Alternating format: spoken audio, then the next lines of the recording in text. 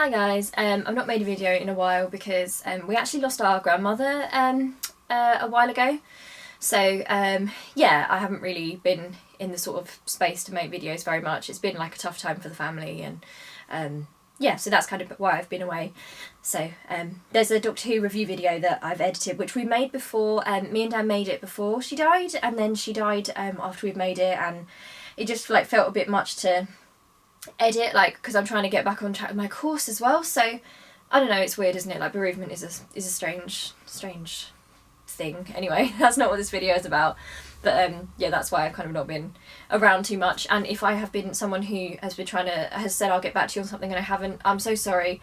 That's the reason why my head's just been a bit scrambled over that. Anyway, she was elderly and she was an incredible woman, and she was the one who came over here to this country in the first place. So without her, we wouldn't be here. There's so many of us in our family wouldn't be here. Like, we owe a lot to her. So just kind of like the passing of a queen or something. And it sounds silly, but it is how it feels. Anyway, that's not what this video is about.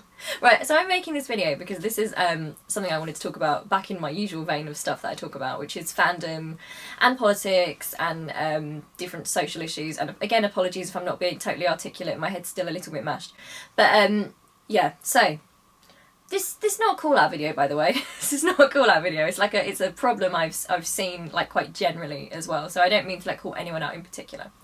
But yeah, so it's a fandom thing. So as you know, we'll probably be able to tell by the title of this video, it's about like criticism in fandom.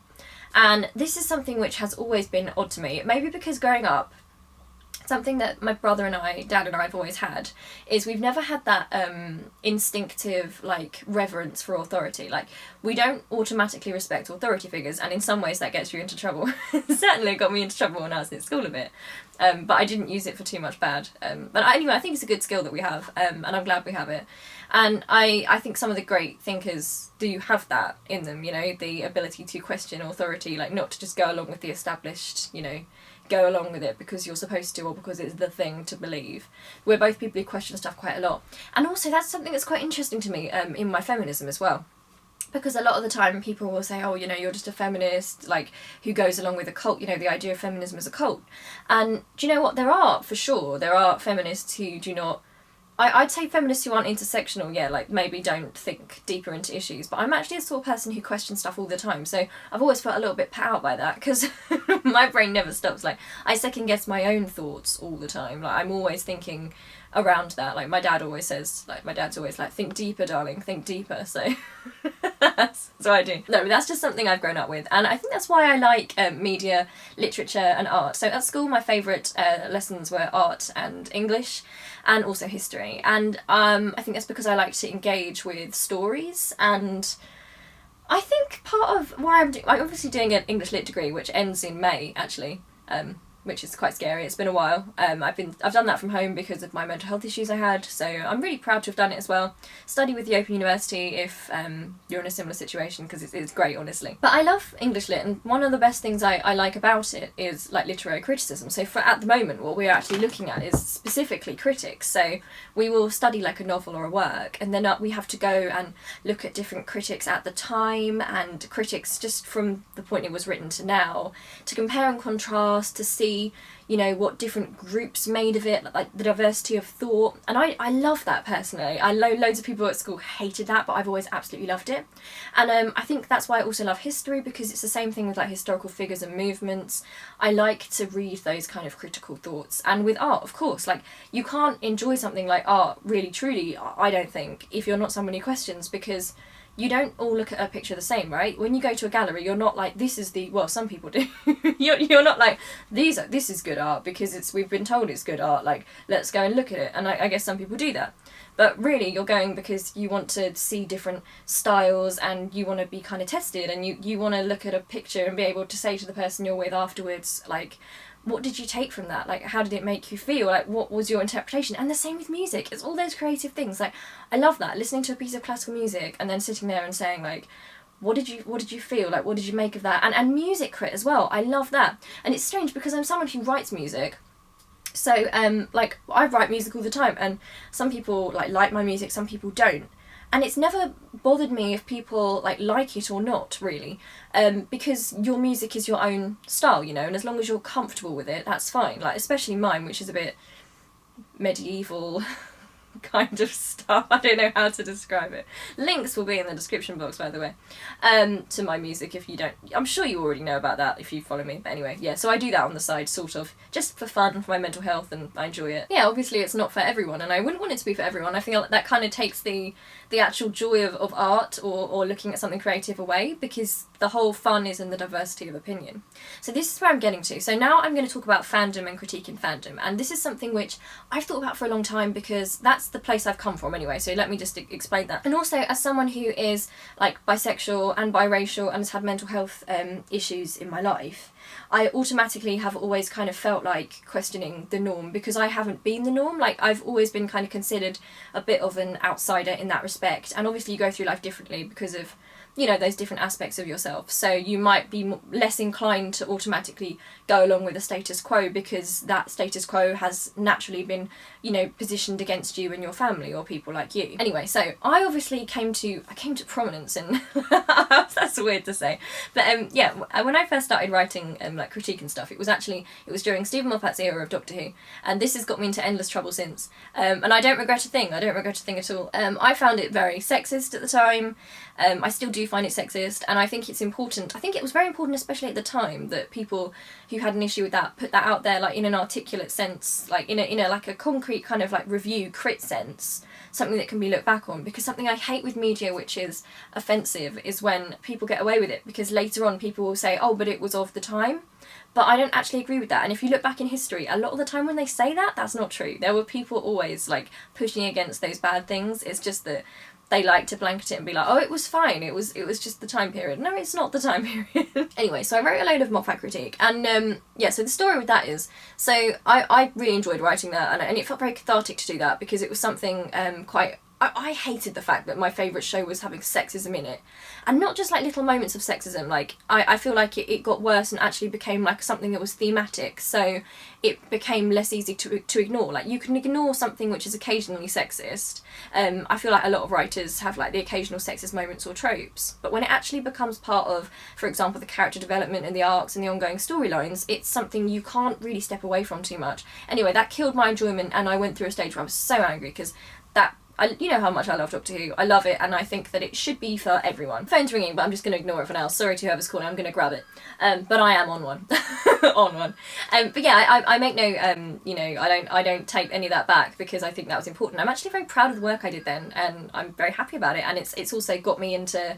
It was a way for me to incorporate the skills that I learned, you know, in English literature and critiquing media, and taking that into like a feminist lens, and I'm really glad I did that. It kind of led me into where I'm at now with my thinking, and I think it hopefully helped a lot of people who were feeling similarly. Anyway, so this was labelled under the idea of Moffat hate. Now, this is where the problem began, because things like this begin as critique. So it began as critique, and a lot of people get very uncomfortable when you critique something they love, which is understandable, because people project onto something. And I mean, I'm not actually so guilty of this, but I can see why people do it. Like, for example, I was like crazy obsessed with Emmerdale at some point, but then at the same time, like, loads of people did not like Emmerdale. That's fine. Like, Dan comes, when Emmerdale was on, he used to sit there and be like, oh my god, why are you watching this? You know, it didn't like personally kill me, you know. But anyway, I know a lot of people feel very personally about shows, and I understand that, because we do kind of take ownership of stuff we love, and that can be very bad. So a lot of people didn't want to see that criticism, and so they were like, could you label that as hate? Which I kind of objected to at the time, and I kind of thought, I could kind of see where it was going, but I didn't think far enough ahead. And to be honest, it was a courtesy thing, and the last thing you want to do as well is, like, it's true, you don't want to ruin someone's like fun and enjoyment. So if people are saying, you know, I don't want to see this on like Tumblr or the site I'm on, can you tag it? It was the least I could do, you know. I agree with like tagging stuff so people don't have to see it. So I was like, yeah, sure. So people could like blacklist it. Anyway, so the tag they wanted us to use was Moffat hate.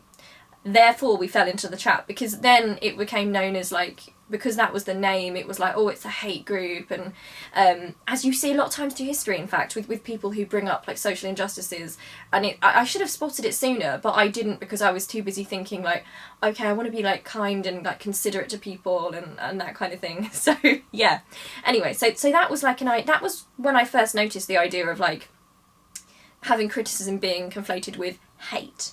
Now, and I don't think you can conflate those two things, because I think there is a huge difference between somebody who is a troll and somebody who is abusive and somebody who is unkind, you know, somebody who's literally just going in for like an effect, you know, like a sort of genuine trolly unkind person who like is abusive is awful. That is very different to me from critique, and again, as someone who studies critique as like part of my degree, like it's really weird to me that people regard that as like the same, and it's really dangerous again because it's always used against people who question the status quo, and the status quo is usually something which is upholding a place of privilege and inequality. So now there's a thing with the series at the moment with Doctor Who, where it's very diverse. Like I cannot fault what they've done with diversity. What Chibnall's done is great. He's really like pushing stuff forward. He's made it so the Master is South Asian, he's Indian, yes, and he's made it so people can like disguise like their ethnicity, but we can see who they are, so we can have people in any time period, any gender, any race. I love that. He's made some big steps. It looks like he's going to make some even bigger ones going forward about the actual lore of Doctor Who, and he's made it more inclusive. That's great, and anyone who has a problem with that, I have a problem with. However, there's a pushback culture now, which is understandable, because of course you want to push back against those people. But there's almost this kind of group mentality where anyone who now criticises the diverse thing is one of the anti-diverse people, which is not really honest, because you can appreciate something as diverse while also critiquing it as a piece of media as it should. Ideally, we want to be in a place where you can critique any like piece of media and engage honestly with it in an environment where you don't have to have those people who are like messing everything up with their sexism and racism and all that homophobia and just being like dinosaurs basically. But yeah, I'm seeing that conflated a lot, and there's this positivity movement which is driving me slightly bonkers online. And I love being positive about stuff. I'm actually part of a positivity group, in fact, because it's fun to talk about like how much you love stuff.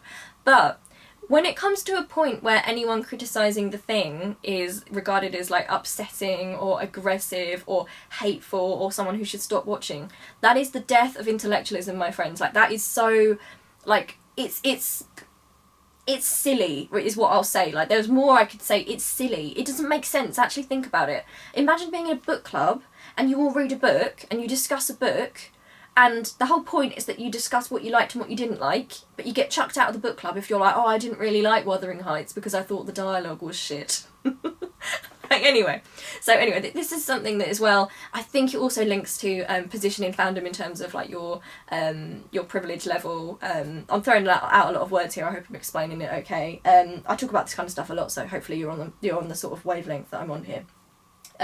Obviously it was something I had, you know, thrown at me, and I had some issues with when I was on Time Team, for example, because it was like, oh, you know, you're too opinionated, and in fact it was like, well, it's a review feature, of course I'm opinionated, you know, being hateful is bad, but yes, of course I'm opinionated.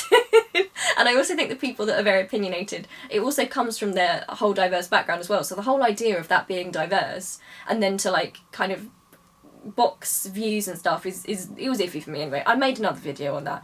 I love the magazine though. I think the magazine's absolutely fantastic, and I love it. I've got it since I was a kid. I think it's great. It was just that particular thing that made me feel a bit new. But you know, people can improve, things can improve all the time. It was probably just a little hitch, and they'll sort that out and it will move forward. But it happened with like Dan Dan is someone also who, like I said, is very similar to me. He's very into like film crit as well, so he reads a lot of film criticism, and of course he's opinionated about it and passionate about it, same as I am with literature. And we're both the sort of people as well that like to hear other opinions on stuff. So like when I genuinely ask someone like what they liked about something that like I didn't like, I truly, I'm not asking ever for an argument. I genuinely am interested in what you liked. Like, genuinely, that's an interest of mine. And obviously that can be lost online sometimes, of course. But I also think with this channel, I've tried to make it clear that like your opinions are important. Like, put them in the comments. Just don't be abusive. That's the rule. But yeah, I'm genuinely interested in how people think, and like, for example, like The Last Jedi, I didn't like it. Some of my closest friends really liked The Last Jedi. I'm intrigued by what they liked. I've read different reviews, and it just fascinates me anyway, that whole thing, like, media crit, I love it. Dan wasn't keen on the last episode, neither was I, of Doctor Who, and just cut a long story short, this is not call out, but he got told to stop watching the show. Now, my friends, that is the real toxic thing, because that is not a way to engage with media, right? So we can't approach a piece of media in the way where you have to love every aspect of it otherwise you're negative and you're upsetting people and you're bringing everyone down. Because of course, if you're actually doing that, by the way, like if you're one of those like sexist people who's actually out there like having a go at people, like how dare you, like of course get out, like why would you do that? Let people enjoy what they want to enjoy. But equally, let people have like issues and concerns if they want to. Like it's sure, that's obvious to me. It's like an equal thing, right? Like to me, like just let people have opinions. The people to go after are sexist, the racist, the homophobes, the transphobe, the anti-PC people, the not my doctor lot. Like surely we could all like just go at them, right? Rather than demanding everyone likes or dislikes the same thing. Like with the Moffat thing again.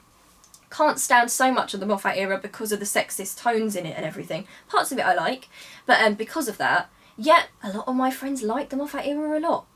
That's always been fine with me, you know? People are free to have their own thoughts and stuff. It's just when it starts to get like, when we start throwing around the words toxic in fandom for people who have criticisms and who just don't like specific things, that worries me, because it's another way of, you see it in politics too, and I think that's why I think about this a lot. It's another way of upholding the status quo and what you're supposed to think, and diverting from that makes you toxic. No, friends, question things. Like, it's a sign of intelligence to be able to like divert and question, and of course don't be like rude and nasty, but that's another thing as well. I think tone is important, and it's very interesting. I was talking to a friend the other day about how, for example, trans women are often policed on this, on their tone, because they're perceived to have male aggression, you know, when they speak. And Dan, for example, is someone who is talks about being Indian a lot online. Dan often, the other day, it bothered me because he was interpreted as being aggressive for asking a question, and it's just kind of that's what I mean, this kind of way of thinking. I know it comes from a good place, I know the intention is good, the idea of positivity is good, but it borders over into tone policing, and I would just wish people would think about that a little bit more, because what are you doing? Are you going to stifle actual speech? You know, there is a medium point where everyone can have their thoughts on a media and have discussions, and those, maybe you don't enjoy them, that's fine. If you don't have to engage in them, but I personally find them fun. I know a lot of other fans find them fun. I love like the idea of like message boards and discussing something afterwards, and I hated this, I love this. Like, what's better than to like sit with people when you've all seen a film and just sit there and just talk about it, and like, oh, I hated this bit, I love this bit, like what was that, like this bit was great. And you know, that's the fun, surely, of media. That's why I like it anyway. Anyway, this is not a call-out video. I know it comes from a good place. I know that the positivity thing comes from a good place. I completely acknowledge that. And I understand entirely that it's against... It's something that's come out as an anti to that awful nastiness of the sexists and the racists and the homophobes who have come crawling out of the woodwork. They won't win, by the way. There's too many of us. But yeah, please think about that. Think about what you're doing, because it might seem right at the time, but who are you actually silencing? What is the status quo you are upholding? And who creates the status quo, you know? A point of not being able to criticise something is bad. As someone who is a writer myself, I think it's important. I would absolutely expect to, if I had written a popular work, or media, to have people have different opinions on it and critique it. A great example of this is Joaquin Phoenix talking about Joker, I think, where, I mean, that's a film which has got a lot of people talking about different things, and it's really impressed me the way he sort of listens to different interpretations. He knows some people love it, he knows some people hate it. That's art, right? That's how you appreciate art. Anyway, that's what I wanted to say. It's not a call out. It bothers me because it's so often weaponised against people who are from oppressed minority groups, and it's upheld by people who are part of a privileged group, and they don't realise the necessarily the implications of what that is. I mean, choosing positivity in that way, in a fandom sense, in a way that means what those people think it means and what they want it to mean, often means silencing people who need to speak, so it's not helpful moving forward. I know the intention is good, however, but yeah, I see this a lot, and I've seen this for years and years and years and years and years, and this is like the new face of it. Again, intentions are good, but I would implore you to think about that, my friends, as someone who loves criticism. And I know a load of you guys also love like literary criticism, media criticism, and it's important to, you don't have to agree with criticism at all. Like, I read loads of critics and I sometimes think, what you on? That's not what I got. Like, what are you talking about? That's amazing. But you just accept it because it's criticism, like it's media, it's art, like it's almost a compliment to be discussing a piece of media, right? Anyway, I love you loads. I will see you really soon. Okay, bye.